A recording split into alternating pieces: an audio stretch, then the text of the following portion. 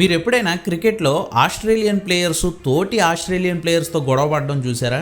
వాళ్ళే అందరినీ రెచ్చగొడతారు, వాళ్ళు ఎవరితో గొడవ పడతారు అనేగా.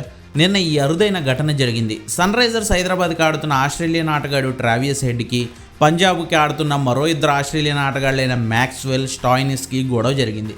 అసలు ఏమైందంటే, పంజాబ్ నిర్దేశించిన 247 పరుగుల లక్ష్యాన్ని ఛేదించే క్రమంలో మొదటి వికెట్కే 171 పరుగుల పార్ట్నర్షిప్ పెట్టారు Travis head and Abhishek Sharma. ఇందులో భాగంగా 9వ ఓవర్లో 49 పరుగుల దగ్గర హెడ్ ఉన్నప్పుడు ఓ గొడవ జరిగింది. మ్యాక్స్వెల్ బౌలింగ్లో వరుసగా 2 బంతులను సిక్సర్లుగా మార్చిన హెడ్ తర్వాత బంతిని మాత్రం మిస్ అయ్యాడు. దీనిపై అసహనానికి గురయ్యాడు హెడ్. ఈలోగా మ్యాక్స్వెల్ బాల్ని అందుకుని హెడ్ను సీరియస్గా చూస్తుండడంతో హెడ్కి కోపం వచ్చింది. ఎందుకు చూస్తున్నావు, బాల్ని విసిరేసిందే కాకుండా అని అరిచాడు. దీంతో నవ్వుతూనే మ్యాక్సీ హెడ్కి ఏదో సమాధానం చెప్పాడు. ఈలోగా మ్యాక్స్వెల్కి సపోర్ట్గా వచ్చిన స్టాయినిస్ హెడ్తో వాగ్వాదానికి దిగడం కనిపించింది. ఎంపైర్ వచ్చి కలగజేసుకుని ముగ్గురిని కంట్రోల్ చేశాడు. అయితే దీని మీదే మ్యాచ్ తర్వాత మాట్లాడిన హెడ్, మాలోని కంప్లీట్గా ఆటను బయటకు తీసుకొచ్చే క్రమంలో ఇలాంటివి జరుగుతూ ఉంటాయి, ఇది సహజం అన్నాడు.